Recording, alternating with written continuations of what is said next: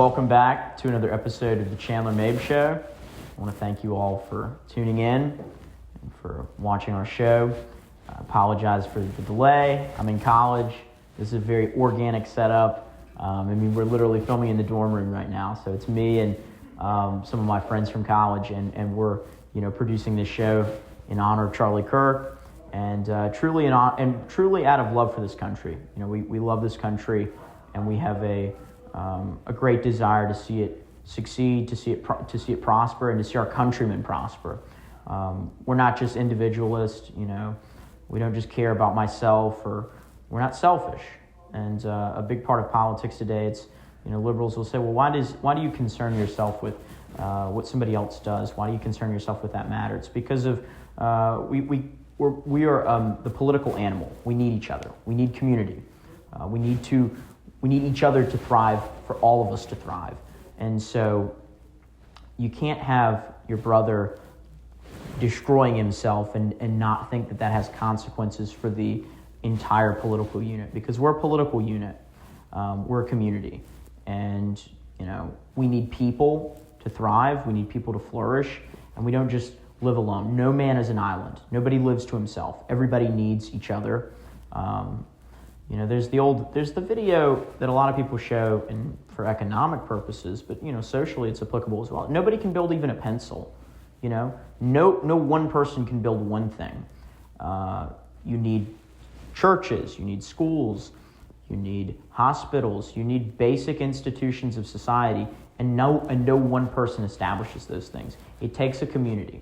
You need a community to thrive and to reach Aristotle's full life. You want to reach your full potential, and you need people to do that. So we're filming this 2 days. We're filming this on Thursday. This is 2 days after the, I guess, pretty nasty defeat the Republicans suffered Tuesday. It was a pretty nasty defeat. We lost essentially every race at the state, or at the state level. All the major races we didn't play well in. And my friend, he came into my room and he asked me my predictions, and I told him, I said, I think we lose in New Jersey. I think we lose in Virginia. I think we lose Prop 50. I didn't really think there was a race that we would have done well in. And as I was thinking these last 2 days about what I was going to do, how we were going to do the show, what do I want to write? What do I want to talk about with y'all? I saw a Napoleon quote, and he said, "All it takes for evil to prevail is for good men to do nothing." And it's a quote. These are some of my show notes. It's very organic here. It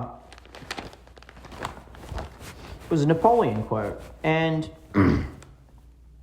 what happened Tuesday was good men did nothing. Good men did nothing. We didn't show up to the polls. We didn't vote. We didn't take seriously the threat of defeat. We did nothing. We watched as it happened. We sat by as the Democrats beat us. They warned us about Zoran Mamdani months ago. They warned us about him in the primary. They warned us about all these key races, and what we do is we get high on yesterday's supply. Trump won last year. That was a year ago. We've got to win today. We've got to win yesterday. We've got to win tomorrow. We've got 2026. We've got 2028. Victory is not guaranteed to anybody. To everybody saying J.D. Vance is the nominee or J.D. Vance is going to be the president, you don't know that. The nomination and the presidency is guaranteed to no man right now. We have to fight for it. This country was not built on a guarantee. We were not guaranteed our rights, and we weren't guaranteed our freedoms. We had to fight the British for them. We fought a bloody revolutionary conflict for our rights. And then we established the greatest political system, we've established the most successful political system in the history of the world. The Constitution is the greatest political document ever written by men. And so, but we had to fight for it. We had to suffer for it. and we have the responsibility of keeping it. Benjamin Franklin, after the Constitutional Convention, they asked him, what form of government have you given us? And he said, a republic if you can keep it. It's upon us, the citizens, to keep this government, to keep this country. Everybody says we're the greatest country in the world. You know why we're the greatest country in the world? Is because of the love our citizens have for our country. You have a moral obligation to love your country. You have to love your neighbor. We're not just individuals. We love our country and we love our countrymen. We love each other and we fight for them. We fight for what is right, for what is true, what is just, and what is beautiful. And that's why you can't just sit idly by as your country is burned and do nothing. That is immoral. You may not have an interest in politics, but politics has an interest in you. That's what Pericles said. Plato, he said that the punishment for lack of political activity for good men is they are doomed to be ruled by fools. We're ruled by evil people and by foolish people in this country. That's because we don't fight. If the Republicans turned out the way they did for Trump, if they turned out last night the way they did, we would have won those elections. But we don't turn out. We only fight when it's the top ticket issue. Every election is important. Every piece of political power should go to just leaders and just men, and you will have a just country. Trump can't fix everything. There's separation of powers. There's division of powers. There's Supreme Court. There's the Congress. Trump can't fix everything. You can't just vote for the presidency and expect to have a good country. He can't fix everything. He's very limited in what his powers are. Actually, the Founding Fathers, and we're going to get to this later in the show, but the Founding Fathers, when they designed this country, they wanted the Congress to be the most powerful branch of government because it was the most representative of the people. The Senate was meant to be kind of aristocracy, and the House of Representatives was meant to embody democracy, and the presidency was supposed to embody a monarchy. So it was a mixed constitution, which is what the Founding Fathers were drawing from. They draw from Polybius, and they draw from St. Thomas Aquinas when he discusses a mixed constitution. They draw from Aristotle when he describes his three forms of government: monarchy, aristocracy, and polity, or democracy. Rule by one, rule by few, rule by many. And it's supposed to be the design of our country is a mixed constitution. We're not just a democracy. We're a republic, but we have elements of all three branches of types of government. And that's how our framers envisioned it. So they wanted the Congress to be the most powerful. That was supposed to be the most powerful branch of government. Congress, by and large, has ceded their power away to bureaucracy, and then they've corrupted themselves with foreign donations, as well as special interest in lobbies. Not just foreign money. I mean, it's domestic money. It's just money in general corrupting politicians. It's a sick, nasty game where we, the citizens, lose while they, the elite, while they, the members of power, win. And you know how we fix that? We fix it, firstly, we fix it by having good ideas and leading up a generation of strong political thinkers, of patriots who love this country. It starts really with Christianity. It starts with Christ, because Christ is the central figure of life. He is our Lord. Christ is our Lord. Christ is my Lord. We are Christian here, and we're proud of that. We will never be ashamed of the gospel of Christ, for it is the power of God unto salvation. We're saved. We are what we are today because of the grace of God. Anything good you see in me is because of God. Anything bad you see in me, it's because of me. And I stand by that statement entirely. But I would like to say that we have to go back to Christianity to make this country great. This country is only great if God is at its center. John Adams, he said, we've given you this Constitution, and it's written to a moral and a just people. It's wholly inadequate to govern without Christianity. Without morality, without justice, you can't have a just society. Dostoevsky, he writes that without God, anything is permissible. And that's effectively how we live, because if God is not at the core of our lives, anything is permissible. Because you're not rooting your law in natural law or divine law. You're denying both if you deny God. Natural law and divine law only make sense through God. They're not self-imposing. They come from God himself. So you have to make citizens love their country again. And you do that through history, through proper history, through teaching how great this country really is. You stop letting people corrupt education. Education is vitally important. I know conservatives they only want to pick parts of education. They only care about education in some senses if it's a guy in a girl's restroom or something like that. All of education is important. Aristotle says that you craft education around the type of citizen you want to have. If you want to have virtuous citizens, you craft education to breed virtue. That is the point of education. Plato in the Republic, he says the point of education is to make men love things that are beautiful. And our education does not do that. We need real lasting change in education where God is brought back as the center. Because the ancients understood this. They said theology is the queen of all the sciences. All the forms of knowledge. Science just means knowledge. We've glorified science in society to mean something that it's not. It's not some superhuman, godlike religious thing. They've turned it into a religion, essentially. But some people have. Science is great when done properly. You have to understand the limits of science. Science can never do ethics. Science can't do metaphysics. Science can't explain. C.S. Lewis talks about this. He says science can't explain a lot of things. Science can explain the physical. It can't explain the metaphysical. It can't explain love. It can't explain the deep emotions which you feel every day. But you have to make citizens love the country. You do that by restoring education, by fixing education. And you don't let people that hate your country patriotically hate this country. When Trump came out with the executive order that said you can't burn flags, it's not exactly what it said, but in Johnson v. Texas in 1989, there was a 5-4 decision which said you couldn't burn the flag, or you could burn the flag. It was constitutionally protected free speech. Okay, well, Trump says, okay, sure, you can do that, but you can't burn the flag with the point of incitement to violence. That's illegal. That is not protected speech. And so you can't just burn the sacred item of this country and enrage people and cause them violence. That's illegal. It's horrible to burn flags. I disagree with Johnson v. Texas. I think burning flags should be unconstitutional. I think it should be illegal. Antonin Scalia, he said the same thing. He sides with the majority and says that it's constitutional, but he says that he wished that he could imprison every flag-burning hippie, sandal-wearing hippie in the country. And but he had a different judicial I think he made a mistake. I disagree with Scalia on that. But he understood that it's deeply harmful to this country to burn the flag, to burn the sacred item. You don't go to Russia and burn their flag.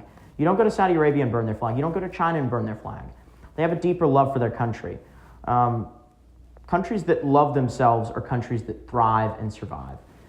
G.K. Chesterton said Rome was not great because she was loved, or because men, actually, sorry, I butchered the Chesterton quote. Chesterton said that Rome was great because men loved her, okay? It's the love of a city it's a love of something that makes it great. If you love America, it will be a great place.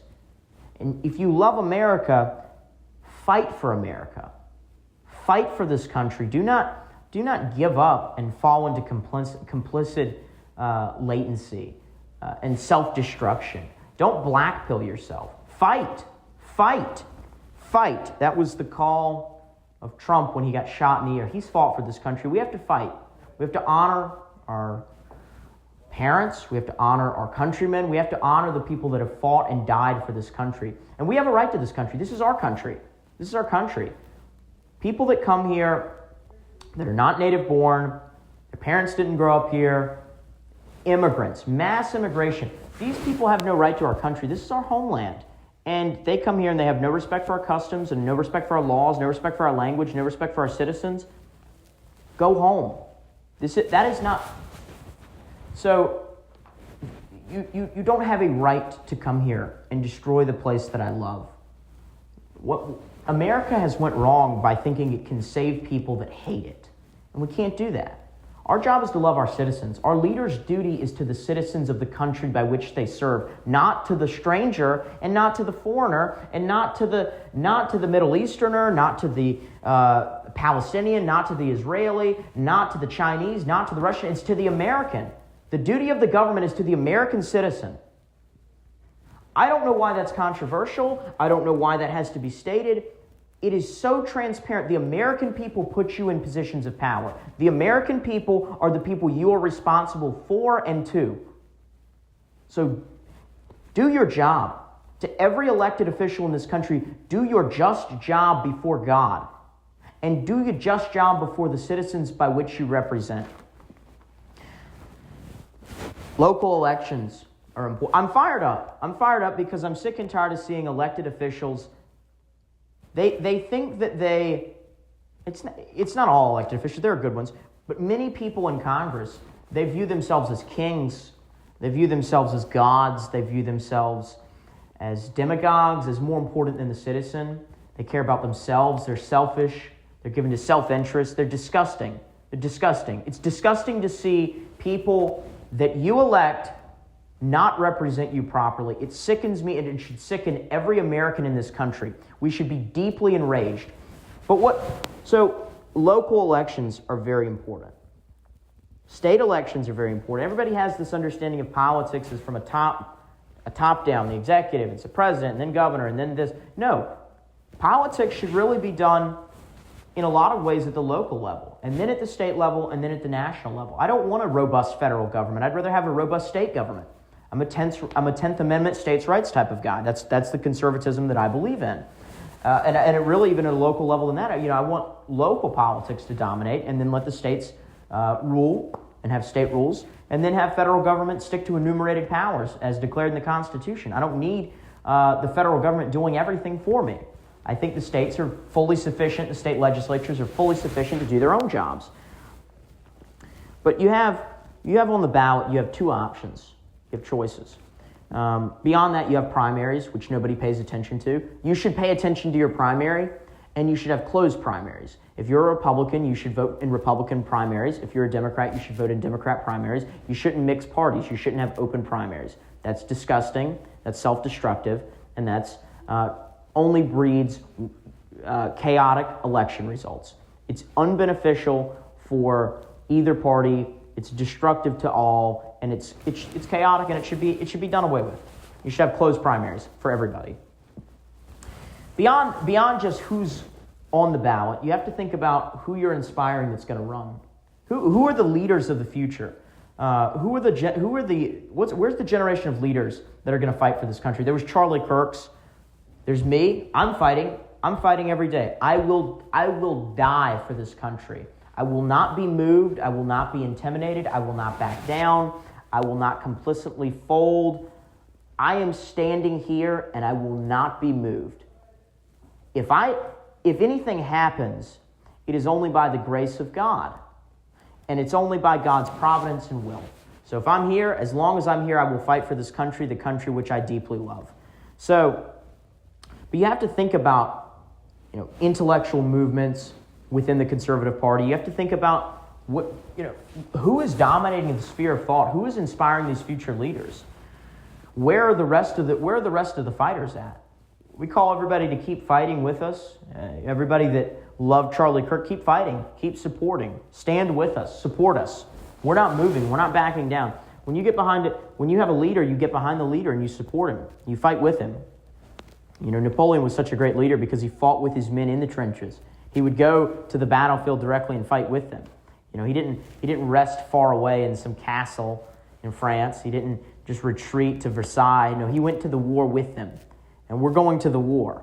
We are going to war, and we will not back down. We will not let this country die. We will not let this country be killed. We will not let this country be destroyed from any enemies, foreign or domestic.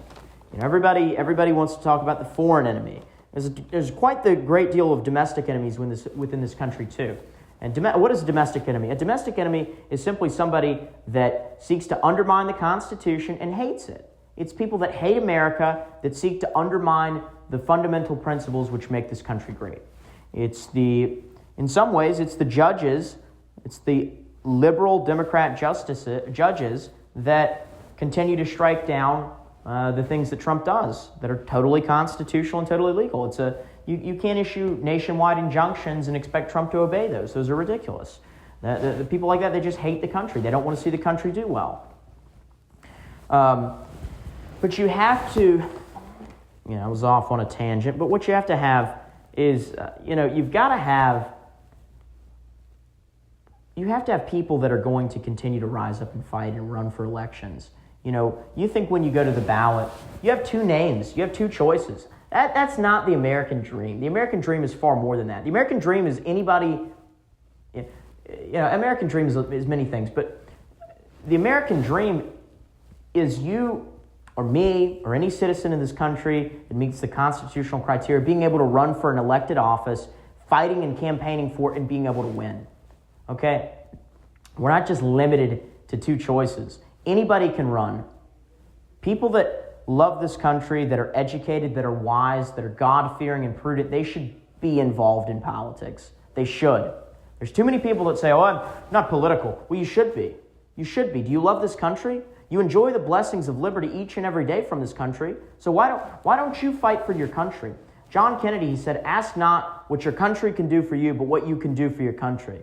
Fight for your country. Love your country. Sacrifice for your country. I'm sick and tired of people saying they're not political. Everything's political. You're not political until you have to be political. Then you complain about politics. Do something before you have to complain. An ounce of prevention is worth a pound of cure. We should prevent things before we have to cure them.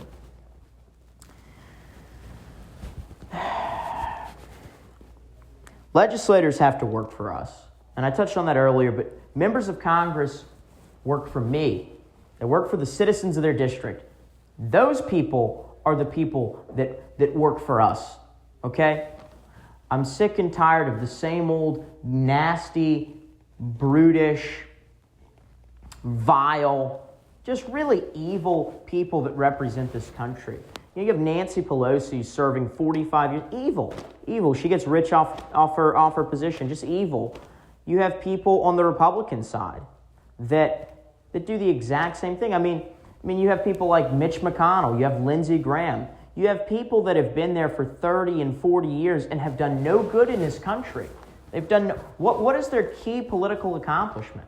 We always criticize the Democrats for being in there so long. Well, let's criticize some of the Republicans. Lindsey Graham's been in there since 1994. It's about time we get rid of him. And look, pay attention to these elections. There are people that are challenging them. Lindsey Graham has a challenger, a great challenger, Paul Dans. He's running for U.S. Senate against Lindsey Graham. We firmly support Paul Dans. We love Paul Dans. We fully endorse Paul Dans, actually, for U.S. Senate. He's going to be a great U.S. Senator. He went on Tucker's show a couple of days ago. Everybody should give that a listen. Everybody should give that a listen because it summarizes so clearly the problem you have with just career politicians, people that just don't love this country, they love themselves, and they get rich off of it. People that have good political skills but have no love and fervor for this country. You can be a great political figure and a horrible politician. And what I mean by that is you can get elected to office, but you don't use your power justly. You're a horrible politician. But we've got to get rid of all the special interests, all the lobbyists that buy our legislators. They buy our congressmen. They buy them. They buy their time. When's the last time you went and had dinner with your senator? You haven't. Your senator has dinner with his donors all the time. He doesn't care. They don't care about you. I guess the biggest thing that I see is you have so many people that do not care about you as a citizen, and that enrages me. That enrages me. You as the citizen are the first priority. The American citizens are the number one priority. This country and the common good of this country they're the guide rails. They're the political guide rails by which we should do everything. Divine law, natural law, common good. Very simple. That's what I rule by. That's what I rule by. It disgusts me. It disgusts me to see the way our Congress has functioned. It disgusts me to see that in the 90s our debt was $4 trillion and it's $38 trillion today, and nobody has a plan, nobody has any course of action to fix it. That shows me they don't care. They really don't care. They just don't seem to care about us the way that they pretend to. It just shows me that they really don't care. And it sickens me. We need legislators that care. And we, the citizens of this great country, have the ability to select them and to put them in office. So we should do that. Go vote. Go vote. Follow that quote. If you want, the only thing it takes for evil to prevail is for good men to do nothing. We, the good men, have to do something. We have to fight. We have to stand up, and we have to stand strong, and we don't have to bow and bend the knee to, evil people in this country. We don't have to do that, and we're not going to do that. We're going to keep fighting.